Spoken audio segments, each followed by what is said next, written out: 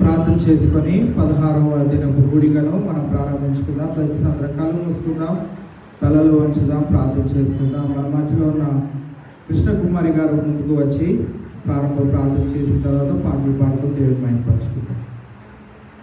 తండ్రి, నీ బంగారు పాటలు కొందనాలయ్యా. అయ్యా 15 రోజుల నుంచి మంచిగా చేపిస్తున్న దేవా, దేవునికి వందనాలయ్యా. 16 రోజులైనా పాటల ద్వారా నేను మహిమపరచాలని, మరి వాక్యం ద్వారా ఏ వాక్యం అయితే మా మనసులో అట్లాంటి వాక్యం భాష గారు అందించాలని, ఆ బిడ్డలు ఇంకా అనేకులకు చెప్పే బిడ్డగా దీవించమని నాయన, వచ్చిన బిడ్డల కుటుంబాలను దీవించి ఆశీర్వదించిన ఆయన, దారి మధ్యలో ఉన్న బిడ్డలను కూడా రప్పించి సహాయం చేసి నాయన 40 రోజులు కూడా నాయన మంచిగా జరగడానికి కృప చూపించమని నా ప్రభు, నా రక్షణ యేసు శక్తి గల నామమున వేడుకున్న మా పరమ తండ్రి, ఆమేన్. సిలువలో నా ప్రభువా అన్న పాట. సిలువలో సిలువలో సిలువలో నా ప్రభువా, శ్రమలలో శ్రమలలో శ్రమలలో నలిగేవా, సిలువలో నీవేను నిలిచెనా మేకులతో, సిలువలో నీవేను నిలిచెనా మేకులతో, బరువుతో నీ తనువు ఒరిగి నీ వేదనతో, సిలువలో సిలువలో సిలువలో నా ప్రభువా,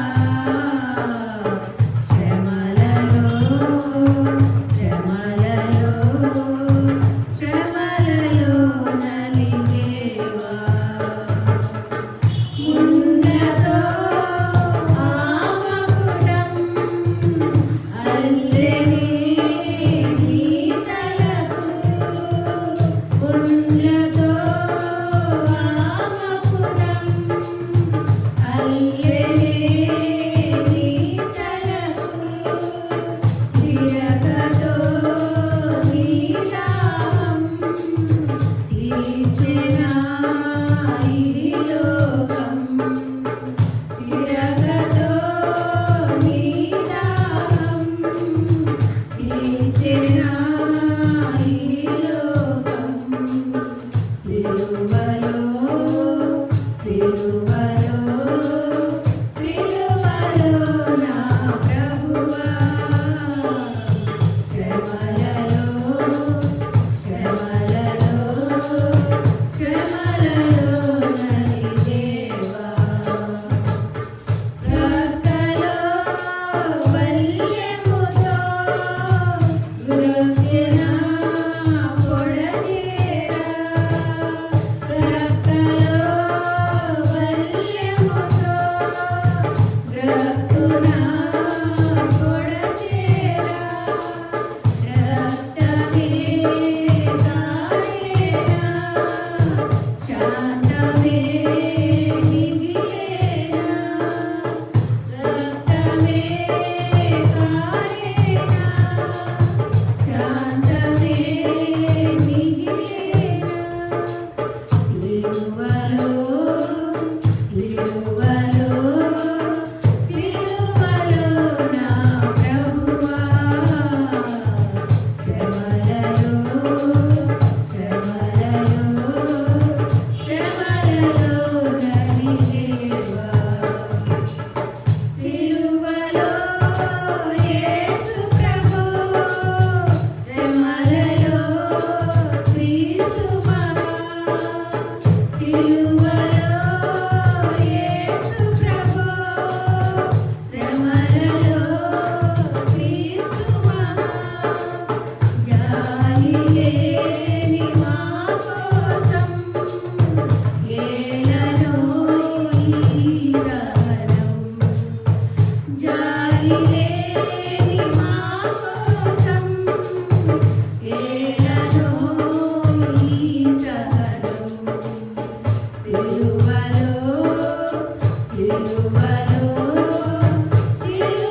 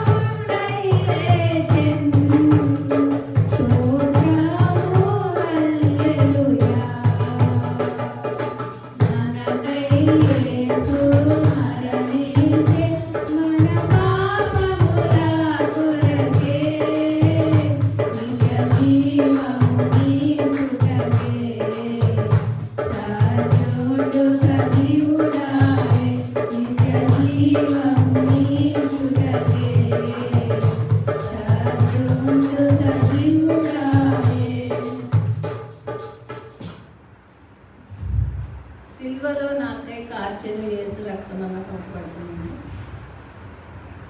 సిల్వలో నాకై కాచెను యేసు రక్తము, శిలనైన నన్ను మార్చెను యేసు రక్తము,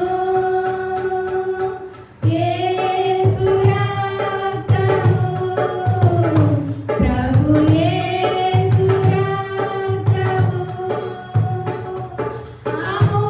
అమూల్యమైన రక్తము, యేసు రక్తము, అమూల్యమైన రక్తము, యేసు రక్తము, సమకూర్చునన్ను తండ్రితో యేసు రక్తము, సని చేసి చేర్చును యేసు రక్తము, యేసు రక్తము, ప్రభు యేసు రక్తము, ఐక్యపరచును తండ్రితో యేసు రక్తము, ఐక్యపరచును యేసుతో యేసు రక్తము, సమాధానపరచును యేసు రక్తము, సమస్యలన్నీ తీర్చును యేసు రక్తము, యేసు రక్తము, ప్రభు యేసు రక్తము, సంపూర్ణ శాంతిని ఇచ్చును యేసు రక్తము, సంపూర్ణ శాంతిని ఇచ్చును యేసు రక్తము, నీతిమంతులుగా చేయు యేసు రక్తము, దుర్నీతినంత పాపును యేసు రక్తము, యేసు రక్తము, ప్రభు యేసు రక్తము,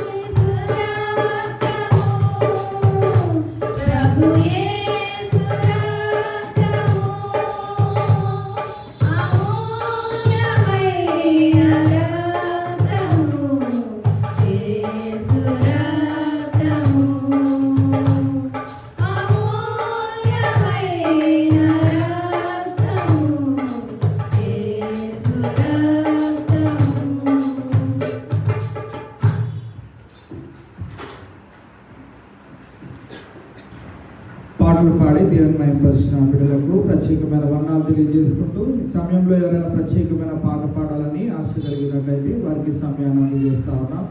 సమయాన్ని సద్వినియోగం చేసుకోవాల్సిందిగా మనం చేస్తాం.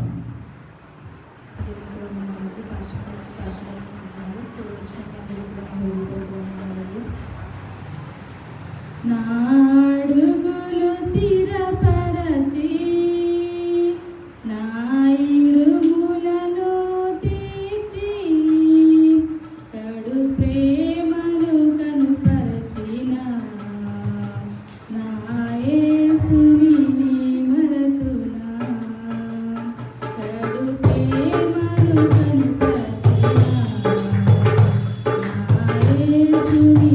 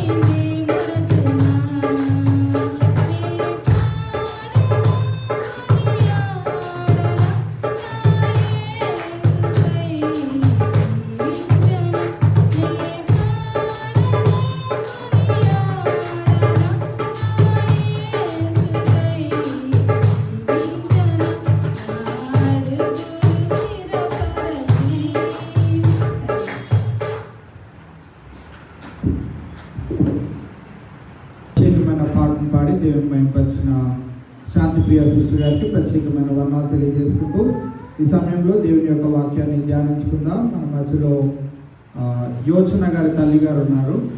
వారు వచ్చి ప్రార్థన చేయవలసిందిగా విజయ సిస్టర్ గారు మన మధ్యలో ఉన్నారు. వారు వచ్చి ప్రార్థన చేసిన తర్వాత దేవుని యొక్క వాక్యాన్ని మనం ధ్యానించుకుందాం. ప్రార్థించుకున్నాం.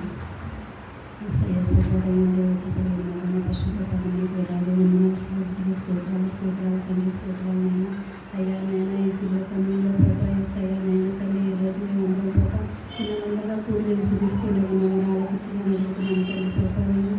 అయ్యా నేను వాక్యం చెప్పుకోవచ్చు పాస్టర్ గారి ప్రభా ఈ లోటు త్వరగా వాడుకోవడం ప్రభావం. అయ్యా ఈ కొద్ది శుభ ప్రార్థన ఆలోచించి ప్రార్థన చేర్చుకోవాలని నా ప్రభావ దేవుని స్థాపించుకుంటున్నాను.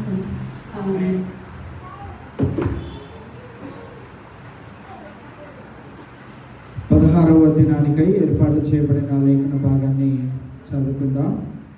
కొరింథీయులకు రాసిన 2వ పత్రిక 12వ అధ్యాయము 9వ వచనం మనందరికీ సుపరిచితమైన వచనము. కొరింథీయులకు రాసిన 2వ పత్రిక 12వ అధ్యాయము 9వ వచనం. అందుకు నా కృప నీకు చాలును, బలహీనత యందు నా శక్తి పరిపూర్ణమగుచున్నదని ఆయన నాతో చెప్పెను. కాగా క్రీస్తు శక్తి నా మీద నిలిచియుండు నిమిత్తము విశేషముగా నా బలహీనతల యందే బహు సంతోషముగా అతిశయపడుతును. ఇవాళ 2 అంశాలను ఈ యొక్క వచనంలో నుండి మనము ధ్యానించునై ఉన్నాం. ఒకటి,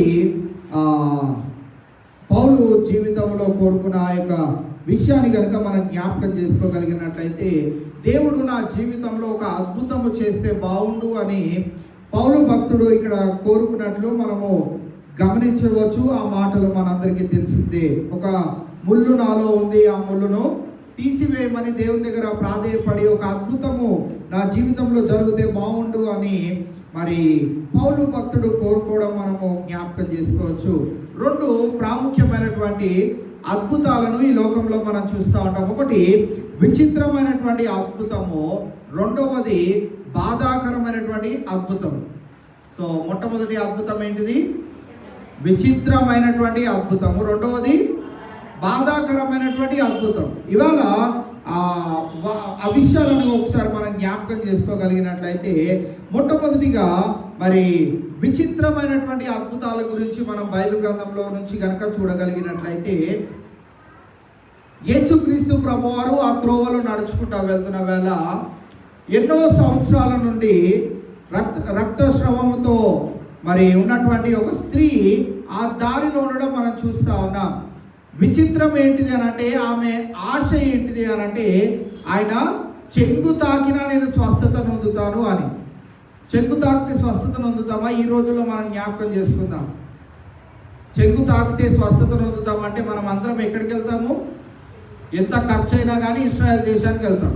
ఇశ్రాయేల్ దేశంలో యేసుక్రీస్తు ప్రభువారు ఎక్కడెక్కడైతే అడుగులు వేశారో అక్కడికి వెళ్ళి మనకున్నటువంటి బాధలు కష్టాలన్నిటినీ అక్కడ తాకి వస్తే మనకి స్వస్థత అని మనం అక్కడికి వెళ్ళేవారు. కానీ మనం జ్ఞాపకం చేసుకోగలిగినట్లయితే ఆ విచిత్రమైనటువంటి అద్భుతం ఏంటిది అని అంటే, యేసుక్రీస్తు ప్రభువారి యొక్క చెంగును తాకితే చాలు అని ఆశపడిన ఆ స్త్రీ తాకిందో లేదో వెంటనే తన యొక్క ఆరోగ్యమును లేకుంటే ఆ స్వస్థత కార్యమును తాను పొందుకున్నట్లు మనం జ్ఞాపకం చేసుకోవచ్చు.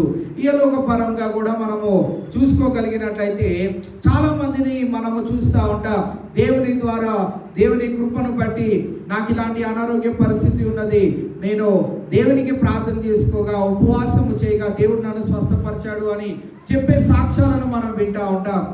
నేను వేరే సాక్ష్యాల గురించి చెప్పట్లేదు. దైవజనుల దగ్గరికి వెళ్ళి చేయి పెట్టుకొని కాలుతో తన్నించుకొని నీళ్లు పోయించుకొని నూనె రాయించుకొని నానా విధములైనటువంటి విచిత్రాలు జరిగించుకొని క్యాన్సర్ పోయింది, అది పోయింది, ఇది పోయింది అని ఆ స్వస్థతల గురించి మాట్లాడట్లేదు. కానీ మన మధ్యలోనే, మన చర్చ్లోనే ఒకరి సాక్ష్యం మీకు చెప్తే ఇంకా మీకు బాగా అర్థమవుతుంది. మన పెద్దలు తల్లిగారు, మరియామి తల్లిగారు మన మధ్యలోనే ఉన్నారు. సో వారి గురించి చెప్పుకుంటే మనకి క్లుప్తంగా అర్థమవుతుంది. వారి సాక్ష్యాన్ని మరి ఒకసారి క్లుప్తంగా నేను చెప్తాను. వారు యంగ్ ఏజ్లో ఉన్నప్పుడు, అంటే ఒక మేబీ 40 ఏజ్లో ఉన్నప్పుడే కదా డాడీ దగ్గర తీసుకొచ్చి పడేస్తారు. ఎప్పుడు నిజంగానే అదే మాట చెప్తుంది ఆమె ఇంకా చనిపోతుంది అని వాళ్ళ ఇంట్లో వాళ్ళందరూ తీసుకొని వచ్చి ఇంకా డాడీ దగ్గర అలా వదిలేసి వెళ్ళిపోయారు. ఆ ఏజ్లో ఆవిడ ఉంటున్న సమయంలో మరి ఆవిడని అలా తీసుకొని వచ్చి వదిలేస్తే ఆవిడలో దేవుడు చేసిన గొప్ప కార్యమును బట్టి ఆవిడ తినడం మొదలుపెట్టిందంట. చాలా దినాల నుంచి తినకుండా ఉన్న ఆవిడకు ప్రార్థన చేయగా ఆవిడ తినడము ప్రారంభించడము, ఆకలితో ఉండడము గమనించారు. అయితే ఎంత పెట్టినా తినగలిగే అంత శక్తిని దేవుడు అనుగ్రహించాడు. ఆ రోజు 40 సంవత్సరాలు 45 సంవత్సరాలు, ఆవిడకి ఎన్ని సంవత్సరాలు ఉన్నాయో అప్పుడు మనకు అంతగా తెలియదు, కానీ ఇప్పటికైతే 70 పైనే ఉంటాయి. సో ఇప్పటి వరకు ఇంకా ఆవిడ మన మధ్యలోనే మోకరించి మరి ఆవిడ చేసినంత స్తుతారాధన ఎవరు కూడా చేయరు. మోకాల మీద ఉండి ప్రార్థన చేయడం మనం చూస్తాను. విచిత్రమైనటువంటి అద్భుతం. ఆవిడికి ప్రార్థన చేసిన మా తండ్రి గారు మరి అన్ని సంవత్సరాలు ఈ లోకంలో లేదు, కానీ దేవుడు చేసిన అద్భుత కార్యము, విచిత్రమైనటువంటి కార్యం గురించి తెలియజేస్తా ఉన్నాను. చాలా దినాల నుంచి అనారోగ్యంతో ఉన్నవారు యేసుక్రీస్తు ప్రభువారు అలా నడుచుకుంటూ వెళ్తున్నప్పుడు ఆయన ఉమ్మి పూస్తే నాకు స్వస్థత కలుగుతుంది అని ఆశ కోరిన వారు విచిత్రమైనటువంటి అద్భుతాలను చూశారు. రెండవ అంశంలోనికి మనం వచ్చినట్లయితే, రెండవ అంశము బాధాకరమైనటువంటి అద్భుతము. యోసేపు జీవితంలోనికి మనం వెళ్ళినట్లయితే, యోసేపు మరి తన అన్నలచే ఏం చేయబడ్డాడు? ఐగుప్తు రాజు అయినటువంటి ఫరో చేతిలోనికి బానిసగా పంపించబడ్డాడు. నీ జీవితం అదే రాదు, దానికే సరిపోతావురా అని యోసేపును పంపించిన వేళ యోసేపు అక్కడ ఉంటున్న క్రమంలో తాను ఎంతో బాధలను అనుభవించాడు. అయితే దేవునికి ఎప్పుడు ప్రార్థన చేయటం మట్టుకు మానని యోసేపును మనం జ్ఞాపకం చేసుకుంటా ఉన్నాం. మరి బాధాకరమైనటువంటి సంఘటన ఏంటిది అని అంటే, తాను తన అన్నలచే ఐగుప్తు రాజు అయినటువంటి ఫరో చేతిలోనికి పంపించడము, అక్కడ తాను బానిసత్వాన్ని అనుభవించడము. అయితే దేవుడు తనకిచ్చిన గొప్పదైనటువంటి వరం ఏంటి చెప్పండి? కలలను వాటి యొక్క భావాన్ని తెలియజేసే ఆ యొక్క అద్భుతమైనటువంటి వరాన్ని దేవుడు యోసేపుకి ఇవ్వడం మనం చూస్తాం. అయితే మరి యోసేపును తర్వాత మరి ఫరో కింద, అంటే ఫరో తర్వాత ఎవరైనా ఉన్నారు అని అంటే యోసేపే అన్నట్లుగా యోసేపు గురించి ఫరో అయినటువంటి రాజు తెలియజేయడం మనం చూస్తూ ఉంటాం. ఫరో అంత మంచి రాజు కాదు, కానీ యోసేపు చేసిన ఆ యొక్క పనులను బట్టి, తనకు ఇవ్వబడిన ఆ యొక్క పనిని సక్రమంగా జరిగించిన విధానాన్ని బట్టి బాధాకరమైనటువంటి అద్భుతాన్ని తన జీవితంలో మనం చూస్తూ ఉన్నాం. అక్కడ ఒకసారి వచనాలు కూడా మనం చదివినట్లయితే మళ్ళీ రీకాల్ చేసుకుందాము. ఆదికాండం 41వ అధ్యాయము 41వ వచనం నుండి మనం అలా చదువుతూ వెళ్ళినట్లయితే, అయితే ఫరో చూడుము, ఐగుప్తు దేశము అంతటి మీద నిన్ను నియమించి ఉన్నానని యోసేపుతో చెప్పాను. ఒక్కసారి 40వ వచనం కూడా చదువుదాం. నీవు నా ఇంటికి అధికారమై ఉండవలెను, నా ప్రజలందరూ నీకు విధేయులయుందురు, సింహాసన విషయంలో మాత్రమే నేను నీకంటే పైవాడనై యుందునని యోసేపుతో చెప్పాను. కేవలము సింహాసనం విషయంలోనే నీకంటే ఒక మెట్టు ఎక్కువగా ఉన్నాను. ఎలాంటి పరిస్థితుల్లో ఫరో చేతుల్లోనికి అప్పగించబడ్డాడు? ఒక బానిసగా అప్పగింపబడిన యోసేపు మరి ఆ బాధాకరమైనటువంటి అద్భుతము ఏంటిది అని అంటే, తన జీవితము బాధాకరముగా ప్రారంభించబడినప్పటికీ దేవుడు చేసిన అద్భుతాన్ని మనం అక్కడ చూసినట్లయితే, ఫరోనే అంటున్నాడు, నేను నీకంటే పైవాడనై ఉందునని యోసేపుతో చెప్పాను. సింహాసన విషయంలో మాత్రమే నేను నీకంటే పైవాడనై ఉందునని యోసేపుతో చెప్పిన మాటలని ఇవాళ మనం జ్ఞాపకం చేసుకుంటా ఉన్నాం. ఇవాళ మనము గమనించగలిగినట్లయితే, ఫరో యోసేపును అటువంటి అధికారంలో ఉంచగలిగాడు. దానికి గల కారణం ఏంటిది అని అంటే, దేవుని ఎడల తాను కలిగి ఉన్నటువంటి భయభక్తులు, ఆ ప్రార్థన, ఆ విశ్వాసము తన బాధాకరమైనటువంటి జీవితాన్ని అద్భుతకరమైనటువంటి జీవితంగా మార్చగలిగింది. మనకి బాగా సుపరిచితమైన మరి ఒక వ్యక్తి ఎవరు అనంటే యోబు. తనకు వైఫ్, లైఫ్ ఈ రెండే మిగిల్చాడు దేవుడు. తన కుమారులను తీసేసుకున్నాడు, తనకున్నదంతయు తీసేసుకున్నాడు. ఆస్తిపాస్తులన్నీ పోయినాయి, తనకున్నటువంటి పశువులన్నీ పోయినాయి, అన్నీ పోయినాయి. లాస్ట్కి ఎవరు మిగిలారు చెప్పండి? Wife, life. లైఫ్ అంటే జీవితం, తన ప్రాణం మిగిలింది, తన భార్యనే మిగిలింది. వారిద్దరే మిగిలారు. మిగతా వారందరూ లేకుండా పోయారు, చనిపోయారు, తన ఆస్తి అంతా కోల్పోయాడు. అయినప్పటికీ తన ముగ్గురు స్నేహితులు వచ్చి తన జీవితం గురించి జ్ఞాపకం చేస్తున్న వేళ వారి గురించి కూడా ఆయన ప్రార్థన చేస్తా ఉన్నాడు. మనకి బాగా సుపరిచితమైన మాట ఏంటిది అని అంటే, తన భార్య వచ్చి దూషించినప్పుడు అన్న మాటను మనం జ్ఞాపకం చేసుకుంటే, యెహోవా ఇచ్చెను, యెహోవా తీసుకున్నాడు, యెహోవా నామమునకే మహిమ కలుగును గాక అని తన స్నేహితులు తన దగ్గరికి వచ్చినప్పుడు కూడా తాను తన ప్రార్థన జీవితాన్ని ఎప్పుడు కూడా విడిచిపెట్టలేదు. బాధాకరముగా తన జీవితం ప్రారంభించబడినప్పటికీ అద్భుతకరంగా దేవుడు రెండింతల ఆశీర్వాదముతో తన జీవితాన్ని ముగించినట్లు మనం జ్ఞాపకం చేసుకోవచ్చు.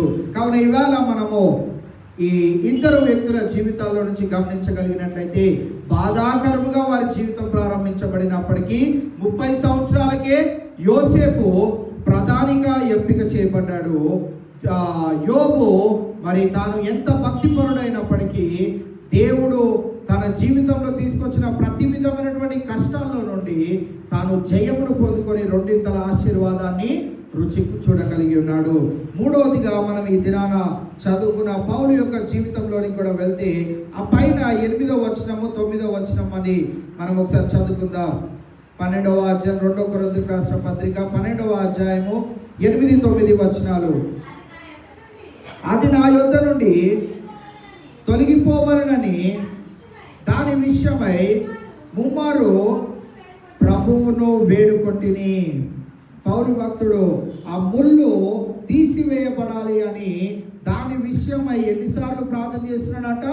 ముమ్మారు ప్రభువును వేడుకుంటానే ఉన్నాడు. ముమ్మారు ప్రభువుని వేడుకోవడం మనం చూస్తా ఉన్నాం. పౌలు భక్తుడు ముమ్మారు వేడుకున్న తన జీవితము బాధాకరముగా ప్రారంభించబడినప్పటికీ ఘనమైనటువంటి రీతిలో తన జీవితంలో దేవుడు అద్భుత కార్యాన్ని చేశాడు. అదే ఏంటిది అనంటే 9వ వచనంలో దేవుడు అన్న మాట ఏంటిది అనంటే, తన జీవితాన్ని మార్చలేదు కానీ ఆయన ఇచ్చిన మాట ఏంటిది అనంటే, నా కృప నీకు చాలును. ఇవాళ మన జీవితాన్ని కూడా మనం ఒక్కసారి జ్ఞాపకం చేసుకోగలిగినట్లయితే, ఈ విచిత్రముగా అద్భుతాలు పొందుకున్న వారు మరి ఆశ్చర్యకరముగా లేకుంటే ఆనందదాయకంగా వారి జీవితాలను ప్రారంభించారు. రక్తస్రావంతో మరి ఉన్నటువంటి ఆ స్త్రీ స్వస్థత పొందిన తర్వాత సంతోషముతో వెళ్ళింది. గుడ్డివాడిగా పుట్టినప్పటి నుంచి ఉన్న ఆ వ్యక్తి మరి స్వస్థత నొందగా సంతోషంగా వెళ్ళాడు. ఇంకా ఎప్పటికీ లెగవలేడని బెడ్ రిడన్ అయిపోయిన ఆ యొక్క వ్యక్తిని యేసుక్రీస్తు ప్రభు వారి దగ్గరికి తీసుకొని వెళ్ళగా, లే నీ పరుగును ఎత్తుకొని వెళ్ళుము అని అనగానే దాన్ని తీసుకొని సంతోషంగా పరుగులు పెట్టుకుంటా వెళ్ళిపోయారు. నేడు క్రైస్తవ లోకంలో చాలా మంది విశ్వాసులు కూడా కోరుకునేది ఏంటిది అని అంటే, నాలో ఉన్నటువంటి ఈ ముళ్ళు, నాలో ఉన్నటువంటి ఈ బాధ, నాలో ఉన్నటువంటి అనారోగ్య పరిస్థితి ఇంకా ఎప్పటికీ నా దరికి రాకూడదు అని కోరుకునే వారిగానే మనం ఉంటా ఉన్నాం. ఇవాళ మరి ఆ రీతిగా మనం ఉండకుండా ఇక్కడ 2 విచిత్రమైనటువంటి విశ్వాస ప్రయాణాలను మనం చూస్తా ఉన్నాం. మొట్టమొదటి వారి జీవితంలో విచిత్రమైనటువంటి అద్భుతాన్ని కలగక వారు ఆనందంగా వెళ్ళిపోయారు. 2వ వ్యక్తులు మనం జ్ఞాపకం చేసుకున్నట్లయితే, వారు విశ్వాసంతో ప్రార్థన చేయగా బాధాకరమైనటువంటి జీవితంలో నుండి అద్భుతకరమైనటువంటి జీవితంలోనికి వారి జీవితాలను దేవుడు మలిచాడు.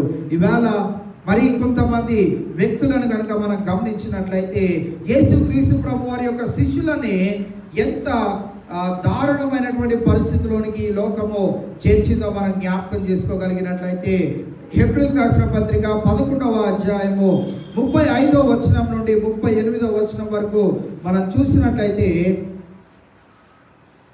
స్త్రీలు మృతులైన తమ వారిని పునరుద్ధానము వలన మరలా పొందిరి, కొందరైతే మరీ శ్రేష్టమైన పునరుద్ధానము పొందకోరి విడుదల పొందనొల్లక యాతన పెట్టబడితిరి.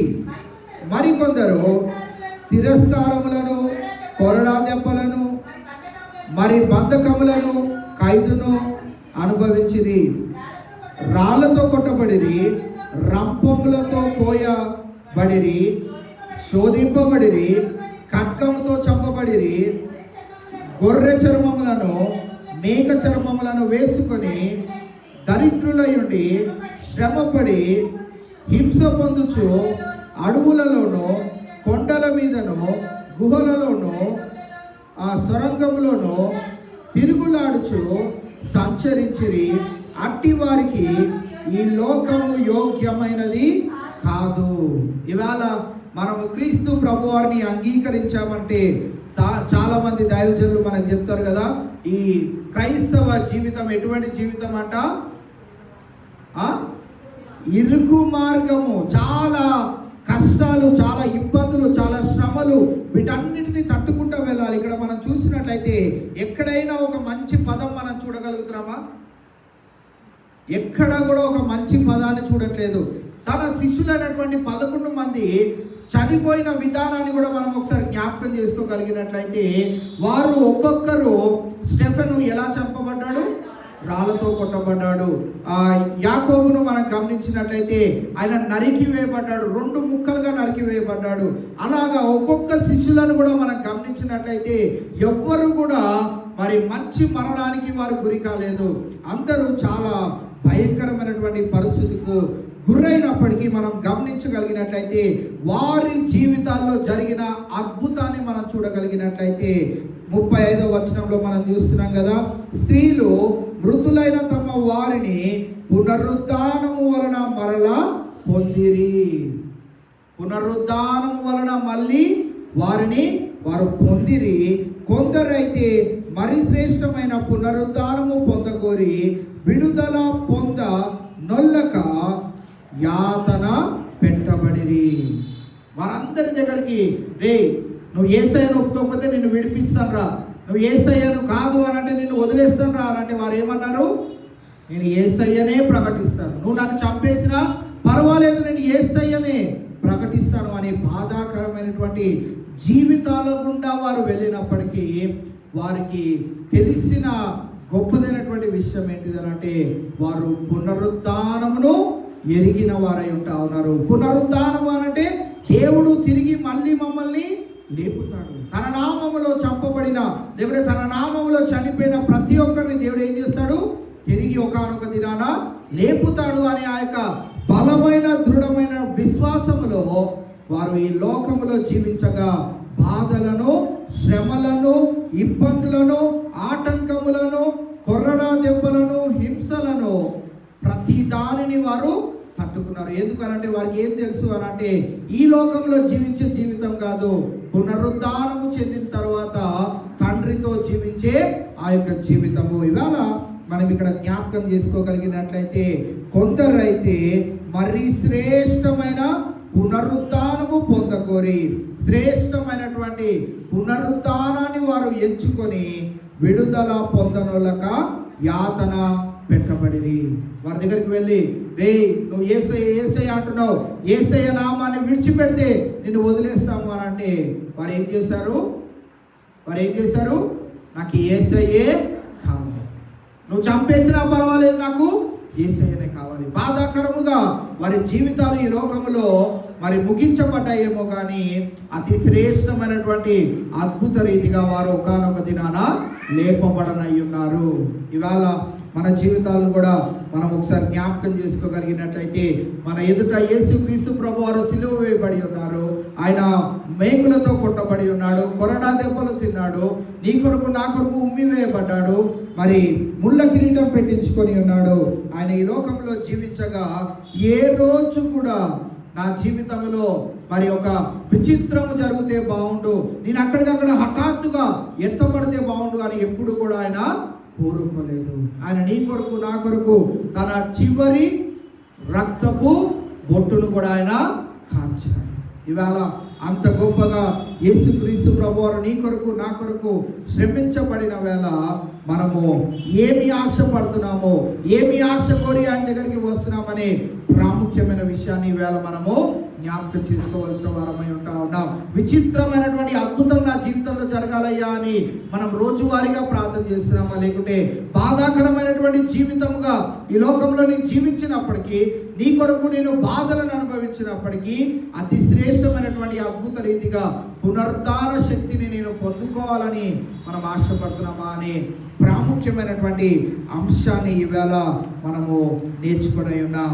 పౌలు భక్తుడు మరి ఈ ముళ్ళును నా యొద్ద నుండి తీసివేయ అన్నప్పటికీ దేవుడు అన్నాడు, నా కృప నీకు చాలును. ఆయన కృప మనకి తోడుగా ఉంటే ఏం పొందుకోగలుగుతాం అని అంటే పునరుద్ధానమును మనం పొందుకోగలుగుతాం. ఇవాళ యేసుక్రీస్తు ప్రభువారు మన కొరకు అన్ని బాధలను అనుభవించడానికి గల కారణం ఏంటిది అని అంటే ఆయన పునరుద్ధానమును పొందుకున్నాడు. పునరుద్ధానము పొందుకుంటానే అని ఎరిగిన యేసుక్రీస్తు ప్రభువారు ఈ శ్రమలన్నిటినీ అనుభవించడానికి సిద్ధమయ్యాడు. నేడు మనము కూడా జ్ఞాపకం చేసుకోగలిగినట్టయితే మరి ఇక్కడ 11వ ఏప్రిల్ రాసిన పత్రిక 11వ అధ్యాయంలో చనిపోయిన భక్తులందరూ పునరుద్ధానమునే ఎంచుకున్నారు కనుక వారు పునరుద్ధానమును పొందుకోరి వారు ఈ లోకాన్ని కూడా ఏ మాత్రమునో ఇష్టపడని వారిగా ఉంటా ఉన్నారు. అందుకే విడుదల పొందనొల్లక యాతన పెట్టబడిరి. అందుకే అక్కడ 38వ వచనం చివరిలో ఏం రాస్తున్నాడు, అట్టి వారికి ఈ లోకము యోగ్యమైనది కాదు. దేవుడు ఎంచుకున్నాడు, వారికి ఈ లోకము యోగ్యమైనది కాదు. మరీ శ్రేష్టమైనటువంటి మరి రమ్యమైనటువంటి లోకంలో వారు ఉండునట్లుగా దేవుడు వారిని నిర్ణయించుకున్నట్లు మనము చూస్తూ ఉన్నాం. ఇవాళ చాలామంది దైవ సేవకులు కూడా చెప్తా ఉంటారు కదా, 24 సింహాసనాల మీద 12 మంది శిష్యులు కూర్చుంటే ఇంకా 12 మంది ఎవరు కూర్చుంటారు అంటారు? ఆయన గురించి ముందుగా రాసిన భక్తులైనటువంటి వారందరూ కూర్చుంటారేమో అని అంటూ ఉంటారు. మనకి ఎవరు కూర్చుంటారో, ఎవరిని దేవుడు కూర్చోబెడతాడో మనకు తెలియదు. కానీ మిగతా 12 మంది ఎవరంటే ఆయన యందు విశ్వాసం ఉంచి మరి ఆయనలో మరి వర్ధిల్లతను పొందుకున్న వారందరూ అక్కడ కూర్చొని ఉన్నారు అనే మాటను మనం చూస్తూ ఉంటాం. నేడు ఇది నా వాక్యం వింటున్న మనమందరము జ్ఞాపకం చేసుకోవాల్సిన ప్రాముఖ్యమైన విషయం ఏంటిది అని అంటే, మనము బాధాకరమైనటువంటి అద్భుతాల కొరకు ఎదురు చూస్తున్నామా, లేకుంటే విచిత్రమైనటువంటి అద్భుతం నా జీవితంలో జరిగి నేను హాయిగా సంతోషంగా సుఖశాంతులతో ఈ లోకంలో జీవిస్తే బాగుండు అని మనం ఆశపడుతున్నామా అనే అంశాన్ని మనం ఈవేళ జ్ఞాపకం చేసుకొని ఉన్నాం. కావున ఈ దినాన యోసేపు బానిసత్వంలో ఉన్నప్పటికీ, బాధాకరమైనటువంటి జీవితాన్ని అనుభవిస్తున్నప్పటికీ తాను తన ప్రార్థన జీవితాన్ని ఎప్పుడు కూడా మర్చిపోలేదు. యోబు తన జీవితం ఎలా ఉన్నప్పటికీ తన ప్రార్థన మట్టుకు విడువనొల్లగా ఉన్నాడు కనుక మరి వారు శ్రేష్టమైనటువంటి జీవితాన్ని పొందుకున్నారు.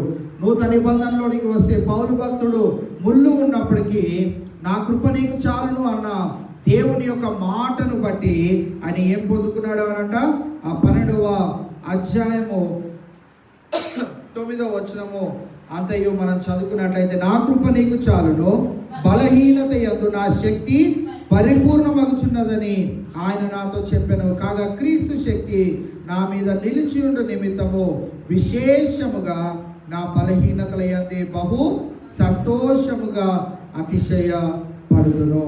ఇవాళ మనము దేనిని బట్టి మనం సంతోషించాలని మనం ఆశపడతా ఉన్నాం. పునరుద్ధానం పొందకోరి మనము దానిని బట్టి సంతోషిద్దామని ఆశపడుతున్నామా, లేకుంటే ఈ లోకంలో ఉన్న వ్యాధి బాధలు, అనారోగ్య పరిస్థితులు, ఇబ్బందులు, కష్టాలు, నష్టాలు, మరి కుటుంబ సమస్యలు ఇవన్నీ విడుదల పొందుకుంటే చాలు దేవా నేను హాయిగా బ్రతుకుతాను అని అంటే, అలాగా కోరిన వారు ఎవ్వరు కూడా పరలోక రాజ్యానికి చేరలేదు అని బైబిల్ గ్రంథము స్పష్టంగా తెలియజేస్తా ఉన్నది. ఒకడు ధనవంతుడుగా ఈ లోకంలో ఉన్నాడట, ఇంకొకడు దరిద్రుడుగా ఉన్నాడట. దరిద్రుడు నిరంతరము దేవుని వైపు చూస్తూ ప్రార్థన చేస్తూ ఉన్నాడు. ధనవంతుడు రోజు తినుము తాగుము సుఖించుము అన్నట్టు తన జీవితాన్ని గడుపుకుంటా వెళ్ళిపోతున్నాడు. హాయిగా ఉంది నా జీవితము, ఎలాంటి ఇబ్బంది లేదని జీవించేస్తా ఉన్నాడు. తన జీవితము ఎక్కడ ముగించబడ్డది? నరకములో ముగించబడ్డది. ఆ దరిద్రుడు జీవితం ఎక్కడ ముగించబడ్డది? పరలోక రాజ్యంలో ముగించబడ్డది. ఈవేళ మన జీవితాల్లో వస్తున్న ప్రతి విధమైనటువంటి భయంకరమైనటువంటి పరిస్థితులను మనం అధిగమించాలి. భయంకరమైనటువంటి లేకపోతే బాధాకరమైనటువంటి పరిస్థితులు అని అంటే మనము కోరుకొని తెచ్చుకున్నవి కాదు. దేవుని నిమిత్తమై మనకి ఎదుర్కొంటున్న ప్రతి విధమైనటువంటి సమస్యల గురించి ఈవేళ జ్ఞాపకం చేస్తూ ఉన్నాను. నాకున్న కష్టాలు బాధాకరమైనటువంటివి అనంటే కాదు. నువ్వు వాళ్ళకి సువార్త చెప్పడానికి వెళ్ళినప్పుడు వాడు నిన్ను తిట్టినప్పుడు అది నీకు బాధాకరం. ఆ బాధను నీవు తట్టుకొని దిగమింగి ఆత్మ నశించిపోకుండా రక్షించుటలో వచ్చే ఆ యొక్క ఆనందము కొరకు పౌలు భక్తుడు పరుగులు పెట్టినట్లు మనం చూస్తా ఉన్నాం. తనకు అనారోగ్య పరిస్థితి ఉన్నా కానీ బలహీనతల యందే నేను బహు సంతోషముగా అతిశయపడుదును అని సెలవివ్వడం మనం చూస్తూ ఉన్నాం. ఈవేళ మన జీవితాల్లో కూడా మనము ఏ అద్భుతాన్ని కోరుతా ఉన్నామా అనే విషయాన్ని మనం జ్ఞాపకం చేసుకుంటూ, ఒకవేళ విచిత్రమైనటువంటి అద్భుతం నీ జీవితంలో జరగాలి అని అంటే, క్షణకాలికమైనటువంటి అద్భుతం నీ జీవితంలో జరగాలి అని అంటే అది క్షణకాలికంగా కానీ భయంకరమైనటువంటి బాధాకరమైనటువంటి పరిస్థితుల గుండా మనము యేసుక్రీస్తు ప్రభువారి కొరకు కనుక జీవించగలిగినట్లయితే ఈ లోకంలో బాధలు, కష్టాలు, నష్టాలు ఆయన వలన మనకి రావచ్చు. అయినప్పటికీ దేవుడు మనల్ని ఆయన రాజ్యంలో, యోగ్యకరమైనటువంటి రాజ్యంలో మనల్ని అందరినీ నడిపిస్తాడు. కనుక ఈవేళ వాక్యం మీద మనమందరము ఆ యోగ్యకరమైనటువంటి రాజ్యంలో చేర్చబడినట్లు ఈ లోకంలో ఆయన కొరకు బాధలను, నిందలను, అవమానములను, హింసలను వాటన్నింటినీ తట్టుకుంటూ నేను ఒక్క ఆత్మనైనా పరలోక రాజ్యానికి చేర్చాలని అనుదినం ప్రయాసపడదాం. అటు రీతి కృప ఈ దినాన వాక్యం విన్న మనందరికీ పరిశుద్ధాత్మ దేవుడు నిశ్చయముగా అనుగ్రహించుగాక. దేవుడి కొద్ది మాటలు మనందరి వెనుకలో భద్రపరచుగాక. చివరి ప్రార్థన చేసుకుందాం. చివరి ప్రార్థనతో ఈ కూడికను మనం ముగించుకుందాం. ఖచ్చితంగా కళ్ళు మూసుకుందాం, తలలో వంచుదాం. అనుదినము చెప్పబడుతున్న ఆ యొక్క ప్రార్థనాంశాలు కూడా ఒకసారి నెమరు వేసుకుంటూ వాటి నిమిత్తమై మనం ప్రార్థన చేద్దాం. మరి 10th క్లాస్ మరి సిబిఎస్ఈ సిలబస్ ఎగ్జామ్స్ ఈ రోజుతో ముగించబడ్డాయి. మరి ఆ ఎగ్జామ్స్ రాసిన ఆరోన్ పోల్ అలాగే జస్వంత్కి దేవుడు మంచి రిజల్ట్ని అనుగ్రహించినట్లు వారి కొరకు ప్రార్థన చేయవలసిందిగా మనవి. అలాగే intermediate first year, second year exams రాసిన బిడ్డల కొరకు ప్రార్థించాల్సిందిగా మనవి. నీట్ అలాగే ఎంసెట్ ఇతర ఎంట్రన్స్ ఎగ్జామ్స్ కొరకు ప్రిపేర్ అవుతున్న బిడ్డల కొరకు ప్రార్థన చేయాల్సిందిగా మనవి చేస్తూ ఉన్నాం. అలాగే అనారోగ్య పరిస్థితుల్లో ఉన్న బిడ్డలు కూడా జ్ఞాపకం చేసుకోండి. మరి విజయలక్ష్మి గారు మరి ఆ కన్ను ఆపరేషన్ అయిపోయి తిరిగి హైదరాబాద్ వచ్చారు. ఇది నాన్న మరి వారికి ఫోన్ చేయడం జరిగింది. అన్నపూర్ణమ్మ అమ్మగారు కూడా వారిని దర్శించడానికి వెళ్ళారని తెలియజేశారు. మరి వారు కొద్దిగా మంటలు ఉంటాయి కదా, ఆ మంటలు కూడా త్వరగా స్వస్థత ఉంది, తిరిగి మందిరానికి రావాలని విజయలక్ష్మి తల్లి గారు ఎంతో ఆశపడతా ఉన్నారు. కనుక దేవుడు వారి ఆశను తీర్చినట్లు ప్రార్థన చేయవలసిందిగా మనం చేస్తూ ఉన్నాం. అలాగే మరి ఇదిరాన మరి ప్రసన్న వాళ్ళ తల్లి గారు కూడా మరి ఆపరేషన్ జరగడం జరిగింది. దేవుని మహాకృపను బట్టి సక్సెస్ఫుల్గా జరిగింది. మరి ప్రేయర్ రిక్వెస్ట్ అందచేయగానే ప్రార్థన చేసిన ప్రతి ఒక్కరికి ప్రత్యేకమైన వందనాలు తెలియజేసుకుంటూ, మరి అలాగే 7 నెలల కిడ్నీ ప్రాబ్లంతో మరి బాధపడిచిన బిడకు సంపూర్ణమైనటువంటి ఆరోగ్యంను దేవుడు చేకూర్చినట్లు ఆ బిడ గురించి ప్రార్థన చేద్దాం. అలాగే గర్భిణీ స్త్రీలుగా ఉన్న వారి కొరకు ప్రార్థన చేద్దాం. రుద్రమ్మ గారు, రాణి గారు, అలాగే రేష్మ, ఈ 3 బిడ్డలకి దేవుడు తల్లి బిడ్డ వేరే పర్యంతం తన కృపచారణ భద్రపరుచుకున్నట్లు వారందరి కొరకు ప్రార్థన చేద్దాం. ఇంకేమైనా ప్రార్థన అంశాలు మర్చిపోయినట్లయితే మరి సంతోష గారి గురించి కూడా ప్రార్థన చేద్దాం. ఇటు రీతిగా మరి చివరి ప్రార్థన మన మధ్యలో ఉన్న వసంత గారు వచ్చి ప్రార్థన చేసినట్లయితే ఈ కూడికను మనం ముగించుకుందాం.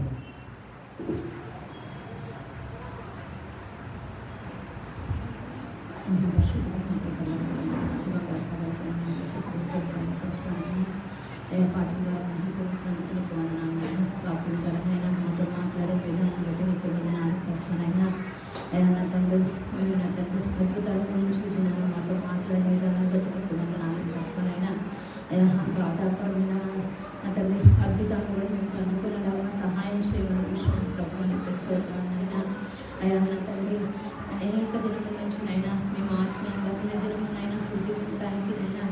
జీవితాన్ని సరిచేసుకోవడానికి నిలుస్తున్న వాక్యం కూడా మీకు వందనాలు చెల్లించుకుంటున్నాను ప్రభుత్వనైనా.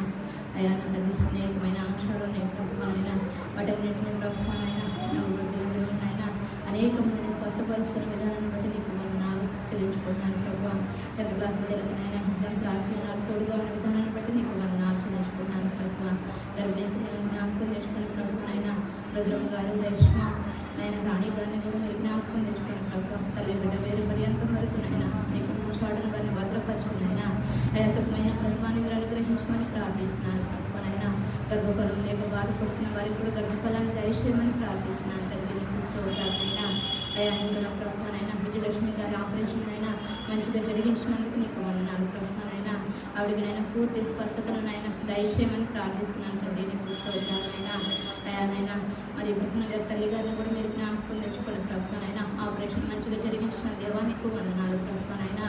అయా ఆ బిడ్డకులనైనా పూర్తి స్వస్థతను మీరు అనుగ్రహించమని ప్రార్థిస్తున్నాను ప్రభుత్వనైనా.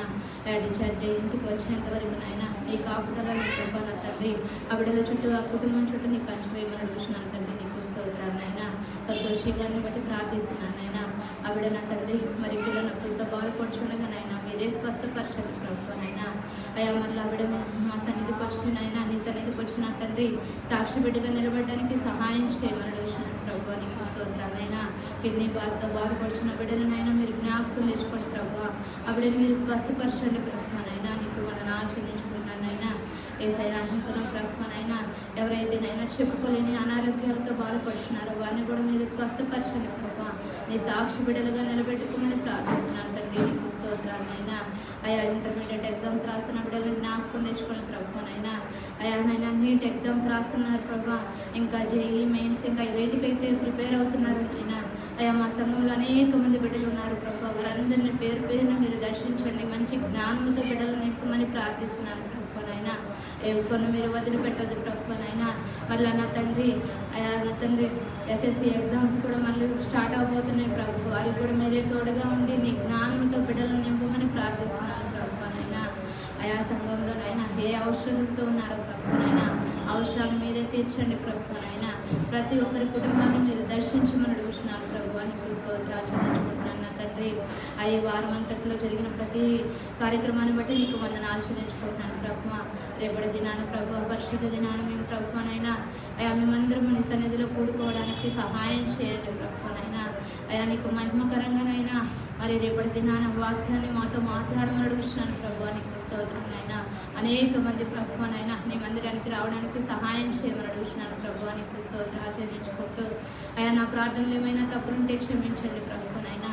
అయా ఇంకా రావాల్సిన బిడ్డలు అనేక మంది ఉన్నారు ప్రభు. వారిని కూడా మీ సంఘానికి నడిపించమని ప్రార్థిస్తున్నాను తండ్రి. అయా నా ప్రార్థనలైనా నీ పాసన్నిధిలో చేర్చుకోమని, అడగరాని ఏమైనా అడుగుంటే మన్నించమని, అడగవలసినవి ఉంటేనైనా నాకు మరొక తరుణాన్ని సన్నిధిలో అనుగ్రహించమని యేసు పరిశుద్ధ నామములో అడుగుతూ ప్రార్థిస్తున్నాను తండ్రి. ఆమేన్.